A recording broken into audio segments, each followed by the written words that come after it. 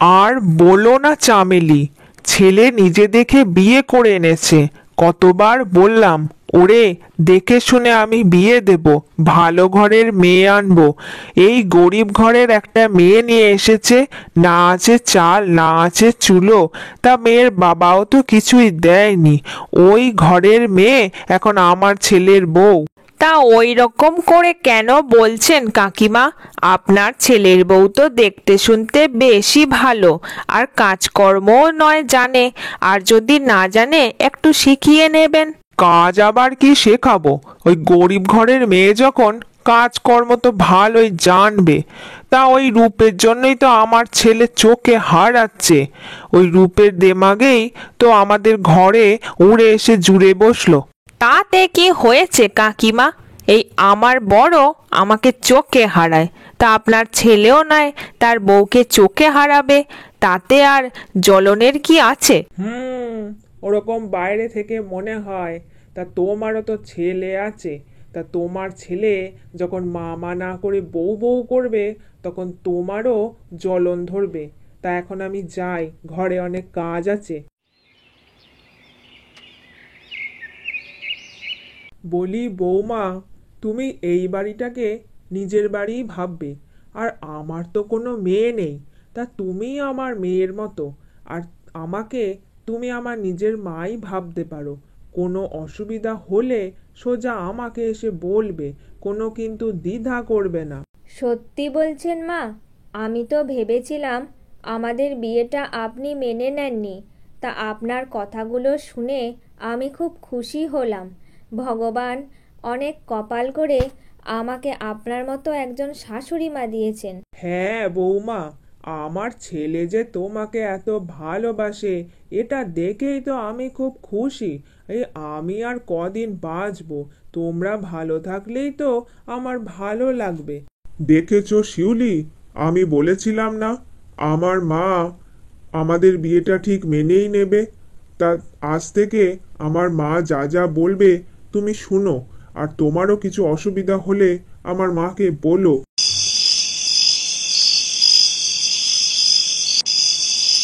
হ্যাঁ, বলি ছেলে বউ বউ করবে আর আমি সেটা সহ্য করব, তা কেমন করে হয়?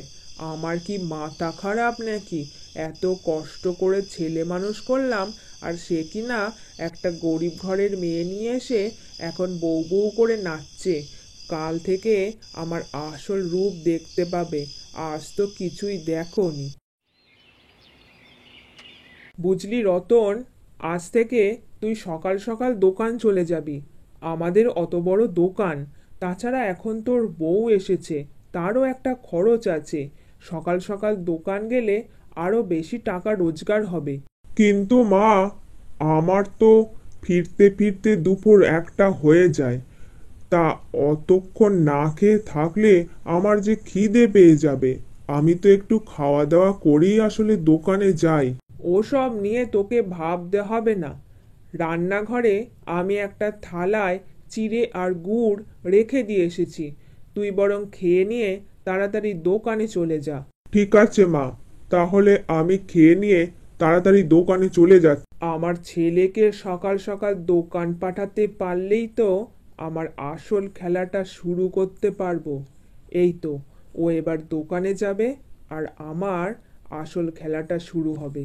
বৌমা, বলি ও বৌমা, এদিকে একবার শুনে যাবে তো, কিছু কথা আছে। ওই আপনার ছেলে দোকানে গেল, তাই আমি দরজাটা লাগাতে গেছিলাম। তা মা, আপনার কিছু লাগবে? বলুন না মা। মরে গেলাম মরে গেলাম। কি মাথা যন্ত্রণা, কি মাথা যন্ত্রণা!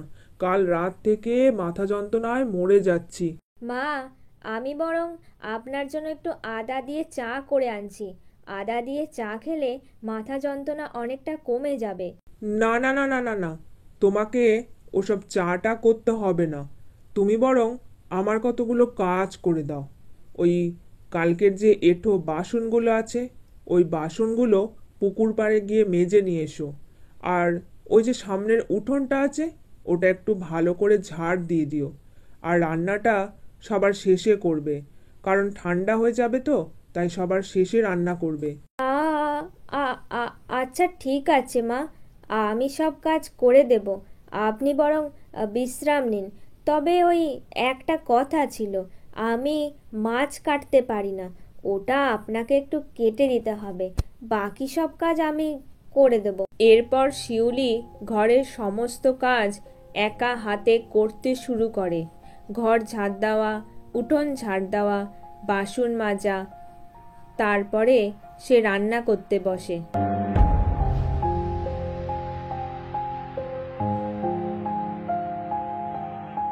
এই তো এই তো ঝোপ বুঝে কোপ মারার সময় এসে গেছে। এই একটা বাজতেই চলল, আমার ছেলে এখনই দোকান থেকে ফিরবে। বৌমা, বলি ও বৌমা, সারাদিন অনেক কাজ করেছো, সেই সকাল থেকে ঘরের সমস্ত কাজ তুমিই করেছো, তুমি বরং এখন একটু গিয়ে ঘুমিয়ে পড়ো। কিন্তু মা, আমার রান্না তো এখনো শেষ হয়নি। এখন যদি ঘুমিয়ে পড়ি তাহলে আমার বর তো এখনই আসবে দোকান থেকে, তাকে তো খেতেও দিতে হবে। আহ, আমি যেটা বলেছি সেটাই শোনো তো। তুমি চলে যাও, বাকি রান্নাটা আমি করে নেব। তুমি গিয়ে একটু ঘুমিয়ে পড়ো, খাবার সময় আমি তোমাকে ডেকে দেব।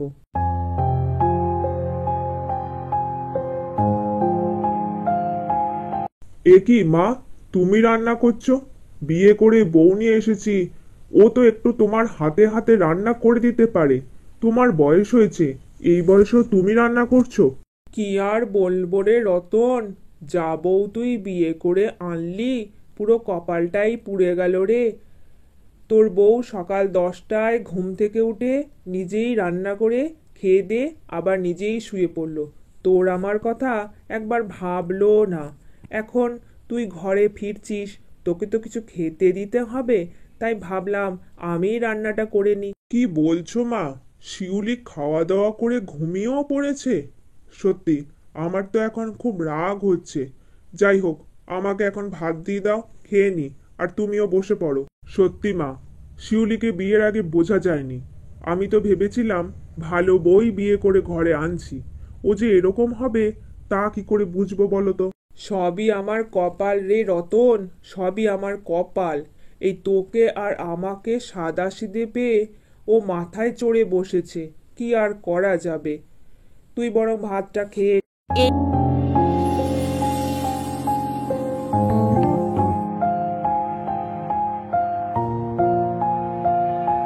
এ কি, এ তো বিকেল হয়ে গেল। হায় হায়, এতক্ষণ ঘুমিয়ে পড়েছিলাম। শাশুড়ি মা যে বলেছিল আমাকে ডেকে দেবে, কই কেউ তো ডাকলোও না। থাক থাক, আর নাটক করতে হবে না। দিব্যি তো খেয়ে দে ফোঁস করে ঘুমাচ্ছ, এখন আবার বলছো বিকেল হয়ে গেল? কোনো লজ্জা নেই তোমার? আসলে আমি তো ঘুমিয়ে পড়েছিলাম গো। শাশুড়ি মা তো বলেছিল আমাকে ডেকে তুলে দেবে, কই ডাকলো না তো। কোন মুখে তুমি কথাগুলো বলছো শিউলি? বলি তোমার তো দেখছি কোনো লাজ লজ্জাই নেই। এখন তো ভাবছি তোমার মতো মেয়েকে বিয়ে করে আমি ভুল করেছি। যাও যাও, এবার উঠে ঘরের কাজে মন দাও, অনেক নাটকবাজি হয়েছে, আমি এবার চললাম। হে ভগবান, এসব আমি কি শুনছি? শেষে কিনা আমার স্বামীও আমাকে ভুল বুঝছে। হায় ভগবান। এইভাবে বেশ কিছুদিন চলে যায়। শিউলিকে দিয়ে তার শাশুড়ি ঘরের সমস্ত কাজ করাতেই থাকে। তারপর একদিন, না, এই শিউলিকে যেভাবেই হোক ঘর থেকে বিদায় করতে হবে। আশেপাশের সব ছেলেরা বিয়েতে কত কি পেয়েছে, আর আমার ছেলের দোকান থাকা সত্ত্বেও বিয়েতে সে কিছুই পায়নি। বলি আমার ছেলে কি ফেলনা নাকি? একটা গরিব ঘরের মেয়ে এসে থাকছে, পড়ছে, সব খাচ্ছে। আমার এসব সহ্য হবে না। এর একটা ব্যবস্থা কাল সকালেই আমি করব। বলছিলাম মা, ঘর ঝাড় দেওয়া, বাসন মাজা, রান্না করা, কাপড় কাচা সব কাজ আমি করে দিয়েছি। আমার শরীরটা আজ ভালো লাগছে না, আমি একটু বিশ্রাম নিতে চাই। কোথাকার মহারানী এসেছে, বলে কিনা বিশ্রাম নেব। ওসব বিশ্রাম টিশ্রাম হবে না। রান্নাঘরে যাও আর মাছটা কেটে তাড়াতাড়ি রান্না করে ফেলো। কিন্তু আমি তো মাছ কাটতে পারি না, মানে মাছ কাটা দেখলে আমার যে বড্ড ভয় লাগে। আমাকে অন্য কাজ দিন। ও সব বললে তো শুনবো না। আজ রতন ঘরে আছে, যাও যাও, তাড়াতাড়ি মাছটা কেটে মাছের ঝোল ভাত গরম গরম রান্না করে দেবে। ইস, কি কপাল আমার! খুব কষ্ট হয়। আমি ঘরের সব কাজ করে দেওয়া সত্ত্বেও কেউ আমার কোনো কাজের প্রশংসাই করে না। শাশুড়ি মা জানেন আমি মাছ কাটতে ভয় পাই, তাও সেই মাছটা আমাকে দিয়ে কাটা করাচ্ছে। যাই যাই, এবার ছেলের কানে ভালো করে বিষটা ঢুকিয়ে দিয়ে আসি। আজ তো বৌমাকে ঘর থেকে বিদায় করেই ছাড়বো। মা, সেই কখন কাতলা মাছটা নিয়ে এসেছি, এতক্ষণে তো শিউলির কাতলা মাছটা কেটে মাছের ঝোল রান্না করে দেওয়ার কথা, তা এখনো হলো না। ওই জন্যই তো বলেছিলাম রতন, ওই মেয়েকে বিয়ে করিস না। তখন তো তুই আমার কথা শুনলি না। বলি তুই যখন ঘরে থাকিস না, ঘরের সব কাজ আমি করি। তোর বউ যদি ঘরের কাজ করতো তবে না ওই মাছটাও কেটে দিতে পারতো। অভ্যাসই তো নেই, করবে কি করে? শিউলি, মাছটা নিয়ে তুমি এখনো বসে আছো? মাছটা কেটে পর্যন্ত উদ্ধার করতে পারোনি? সত্যি, মা ঠিকই বলে, তোমাকে বিয়ে করা আমার সবচেয়ে বড় ভুল। বিশ্বাস করো, এই মাছ কাটাটা বাদ দিয়ে আমি সব রান্না করতে পারি। আমি সব কিছু জানি, শুধু মাছ কাটতে বড্ড ভয় লাগে গো। ওই রক্তটা দেখলে কেমন একটা করে। তোমার মাকে তো আমি বলেছিলাম, সে তবুও শুনল না। থাক থাক, তোমাকে আর রান্না করতে হবে না। আমি মাকে ডেকে আনছি, মাই এবার রান্নাটা করে নেবে। তোমার হাতে আমি আর খেতেও চাই না। আপনি তো জানেন মা, আমি মাছ কাটতে পারি না, তাও আমাকে এভাবে কষ্ট না দিলেই কি হতো না? তবে রে পাজি মেয়ে, যত বড় মুখ নয় তত বড় কথা। দেখ কেমন লাগে, আজই তোকে আমি ঘর থেকে বিদায় করব।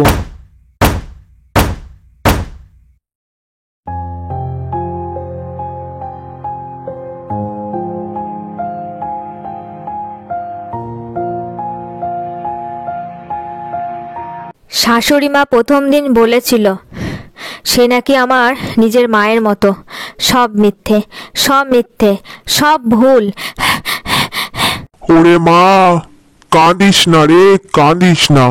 সবই ভগবানের লীলা খেলা, তার লীলা সেই জানে। তুই কাঁদিস না। তুই তো মন দিয়ে সংসারে সব কাজ করে গেছিস, আমি যে সব জানি রে। বাবা গো, আমি যে আমার স্বামীকে বড় ভালোবাসি, কিন্তু সেও আমাকে বড় ভুল বুঝেছে। আর আমার শাশুড়ি মাও আমার ওপর অনেক অত্যাচার করে। কি করব? মারে, তুই শ্বশুর বাড়ি ফিরে যা। ওইখানে গিয়ে তুই সামনে যে মাঠটা আছে সেখানে দেখবি একটা ফল পড়ে আছে। তুই সেই ফলটাকে হাতে নিয়ে হিং ত্রিং ছট, হিং ত্রিং ছট, হিং ত্রিং ছট বলবি। তারপর যা করার সেই ফলই করে দেবে। তোকে কোনো চিন্তা করতে হবে না মা, তুই সব ফিরে পাবি। যাক বাবা, অলক্ষ্মী বিদায় হয়েছে। এতদিনে শান্তি, ঘরটা পুরো সুন্দর লাগছে। যাক, এইবার আমি আমার ছেলের আবার বিয়ে দেব।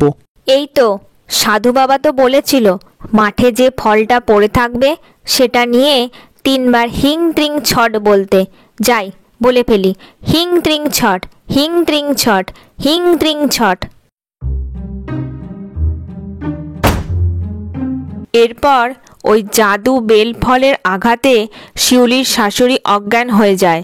তার মাথা ফেটে রক্ত বেরোতে থাকে। বৌমা, ও বৌমা, আমাকে ক্ষমা করে দাও বৌমা। আমি অনেক অন্যায় করেছি তোমার সাথে। রতন রে, তোর বউ ঘরে সব কাজ করতো, আমি মিথ্যা বদনাম দিয়েছি তোর বউয়ের নামে। তোর বউ যে মাছ কাটতে জানতো না তা আমি প্রথম দিনই জানতাম। আমি ইচ্ছা করেই এসব করেছিলাম তোর বউকে বিদায় করার জন্য। এখন আমি নিজের ভুল বুঝতে পেরেছি। আমি বুঝতে পেরেছি তোর বউকে আমি অনেক কষ্ট দিয়েছি। শিউলি, মায়ের হয়ে আমি তোমার কাছে ক্ষমা চাইছি। আমি বুঝতে পারিনি মা তোমার সাথে এমন অন্যায় করবে। আর আমিও ক্ষমা চাইছি, আমিও তোমাকে অনেক খারাপ কথা শুনিয়েছি। ঠিক আছে গো, ঠিক আছে। এখন আমার আর কোনো কষ্ট নেই। চলো মাকে তাড়াতাড়ি সুস্থ করে তুলি। এরপর শিউলির শাশুড়ি সুস্থ হয়ে ওঠে আর তারা সবাই একসঙ্গে সুখে শান্তিতে বসবাস করে।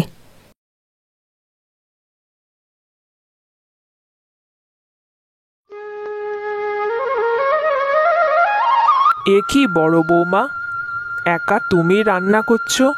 আমি তো প্রতিদিন যেমন সবজি কাটি তেমনভাবেই সবজি কেটে দিচ্ছি, কিন্তু ছোট বৌমা আর মেজ বৌমা কোথায়?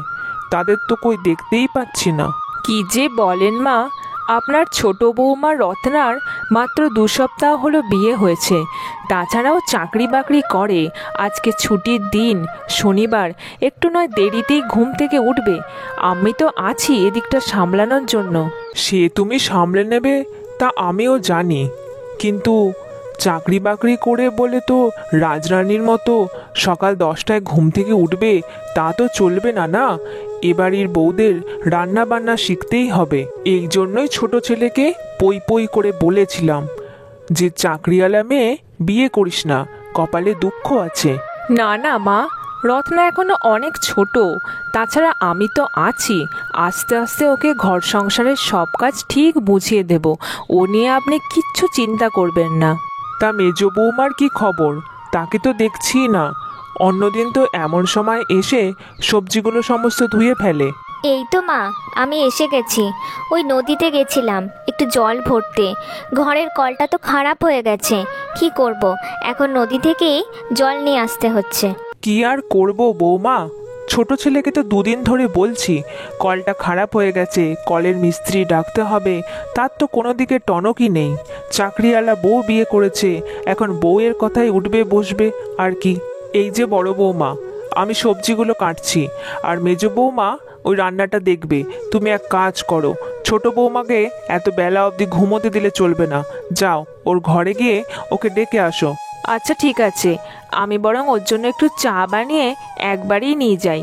কিরে রত্না, এখনো ঘুম থেকে উঠিসনি? ওরে 10টা বাজতে চললো, এবার তো ওঠ।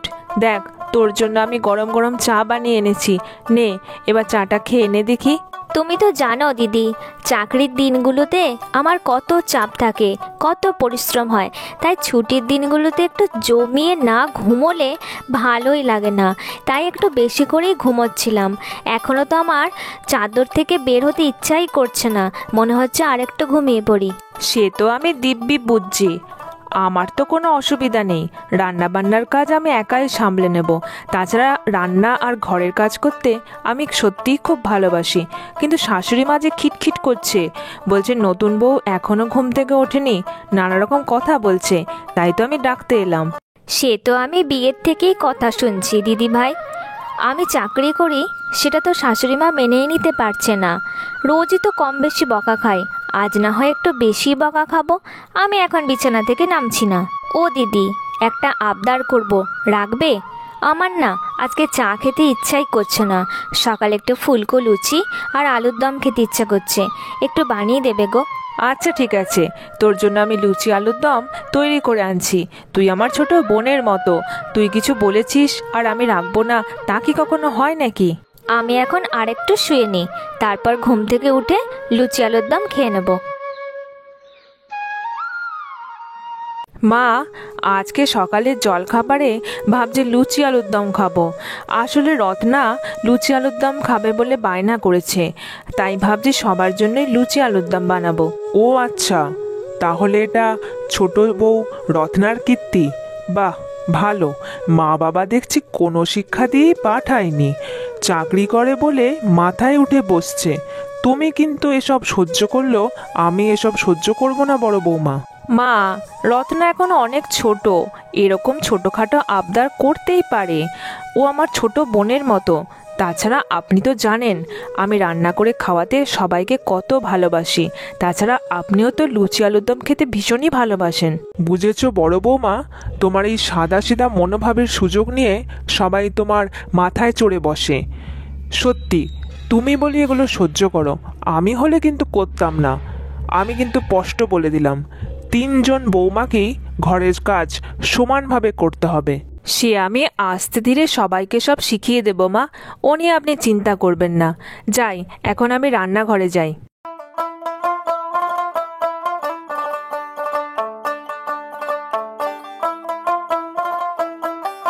কী রে রত্না, তুই এখানে বসে বসে কি সেলাই করছিলি? যাই হোক, তুই যে সেলাই জানিস সেটা তো জানা ছিল না। ওই কয়েকটা বালিশের কভার সেলাই করছিলাম। এগুলো তো আমার বেশ ভালোই লাগে। আমার তো শুধু ভয় রান্না নিয়ে। আচ্ছা, সংসার করতে গেলে সবাইকে কি রান্না জানতেই হবে? না, রান্না জানতে হবে ব্যাপারটা তা নয়। আমি আর দিদি তো আছি, রান্না বান্না নিয়ে তোকে কিছু ভাবতে হবে না। আসলে আমাদের শাশুড়ি মা সে একটু সেকালের, তাই এখনও এইটাই বিশ্বাস করে যে বাড়ির বউদের সবাইকেই রান্না জানতে হবে। যাই হোক, যে কথাটা বলতে তোর কাছে এসেছিলাম, তোর সেলাই করাটা হয়ে গেলে মার ঘরে একবার যাবি। মা আমাদের 3 বউকেই একবার ডেকে পাঠিয়েছে। তোমাদের 3 বৌমাকে যে কথাটা বলার জন্য ডেকে পাঠিয়েছিলাম সেটা হলো, আমাদের তো জানোই পারিবারিক ব্যবসা, তাই আমাদের ঘরের বউদের চাকরি করতে হবে এটা আমার পছন্দ নয়। সে যাই হোক, আমাদের ব্যবসার যে মহাজন সে কাল এখানে আসবে, আর তার একটা শর্ত আছে, আমাদের নতুন বৌমাকে তাকে রান্না করে খাওয়াতে হবে। আমাকে রান্না করে খাওয়াতে হবে বুঝি? হ্যাঁ, মহাজনের সেটাই ইচ্ছে। আর মহাজন আমাদের পরিবারেরই একজন লোকের মতো। তাছাড়া মহাজনের টাকাতেই আমাদের ব্যবসা চলে। সে যদি ধার না দিত তাহলে আমাদের ব্যবসা চলতোও না। আচ্ছা ঠিক আছে, কাল সব রান্না আমিই করে দেবো। শোনো, কালকে তুমি ইলিশ মাছের মাথা দিয়ে কচু শাক, মাছের ঝোল, ডাল, চাটনি, পাঁপড় ভাজা আর একটা ভাজা, এই সব কিছু রান্না করে রাখবে। কিন্তু মা, আমার একটা শর্ত আছে। মানে রান্নাগুলো তো আমি সবই করে দেব, তবে আমি যখন রান্না করব রান্নাঘরে কিন্তু কাউকে ঢোকা যাবে না। আচ্ছা ঠিক আছে, সে তুমি তোমার সুবিধা মতো রান্না করবে। আমি রান্নাঘরের দিকে কালকে যাচ্ছি না, সময় মতো রান্নাগুলো হয়ে গেলেই হলো।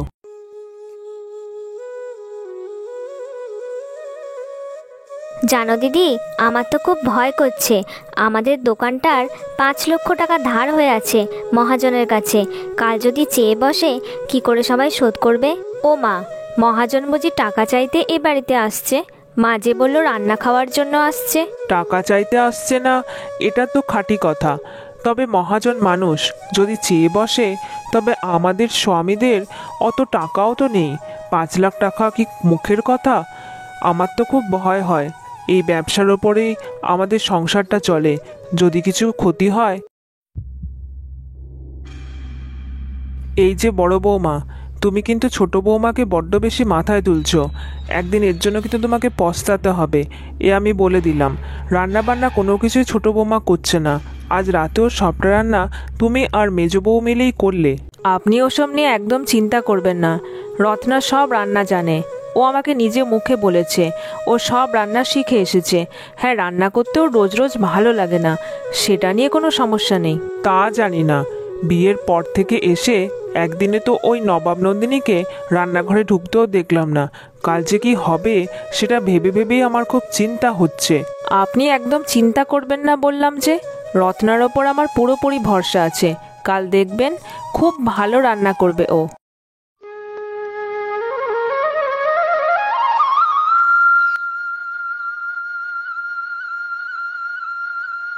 রত্নার চাকরিটা মা যেন মেনেই নিতে পারছে না। আমার তো মনে হলো মাই ইচ্ছা করে বলেছে রত্নাকে রান্নাঘরে ঢোকার জন্য। মহাজন কেন বলতে যাবে? হ্যাঁ, আমারও কিছুটা সেটা মনে হয়েছে। তাড়াতাড়ি এখন রান্নাটা সেরে নি। তবে যাই বলো দিদি, রত্নার মনটা কিন্তু খুব ভালো। আমার তো খুব ভালো লেগেছে। কি ব্যাপার মেজ বৌমা? ছোট বৌমা তো বলেছিল রান্নাঘরের দরজা বন্ধ করে সে নাকি রান্না করবে। বলি রান্না করতে হবে বলে সে কি দৌড় লাগালো নাকি? না না মা, রত্না তো রান্না করে চলে গেছে। আপনি যা যা বলেছেন ও সব রান্না করে দিয়েছে। আমি ওই আপনার মেজো ছেলের জন্য একটু মাছের ঝোল রান্না করে দিচ্ছি, আর দিদি আমার কাজে একটু সাহায্য করছে।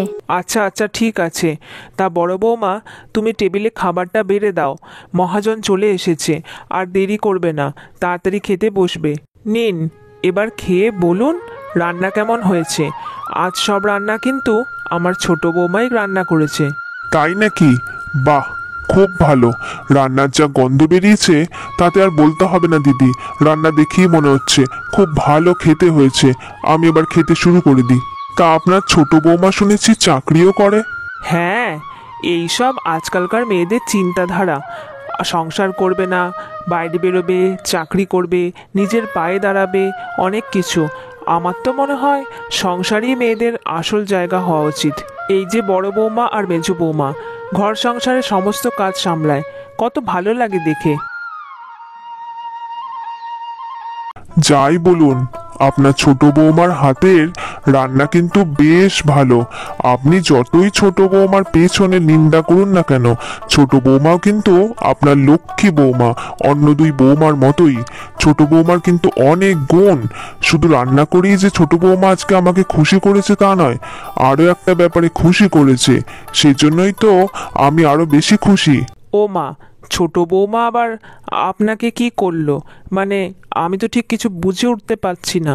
আমার কাছ থেকে ব্যবসার জন্য আপনার 3 ছেলে 5 লক্ষ টাকা ধার নিয়েছিল। সেটা শোধ করতে হয়তো তাদের অনেক সময় লাগতো, কিন্তু আপনার ছোট বৌমা কিছুক্ষণ আগেই আমার অ্যাকাউন্টে সেই টাকাটা পাঠিয়ে দিয়েছে। এসব আপনি কি বলছেন? ছোট বৌমা আপনার ব্যাংকের অ্যাকাউন্টে 5 লক্ষ টাকা পাঠিয়ে দিয়েছে? হ্যাঁ দিদি, আপনাদের পারিবারিক ব্যবসা আছে বলে আপনার ছোট বৌমা চাকরি করে সে ব্যাপারে আপনি হয়তো লজ্জিত, কিন্তু আপনার ছোট বৌমা কিন্তু যথেষ্ট গুণী। তাছাড়া আজকালকার দিনে এরকম অনেক মেয়েই রোজগার করে। কি মা, আমি বলেছিলাম না আমাদের রত্না অনেক গুণী, আপনি ওর মতো বউ কপাল করে পেয়েছেন। রত্না আজ চাকরি করে বলেই এটা কিন্তু সম্ভব হয়েছে মা।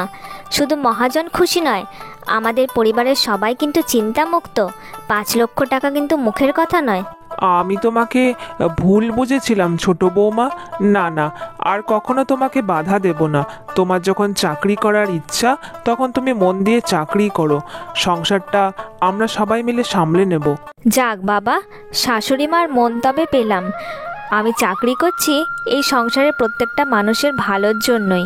আর বড়দি আর মেজদি আজ যদি রান্নাটা না করে দিত, সত্যিই আজ আমার কপালে দুর্গতি ছিল।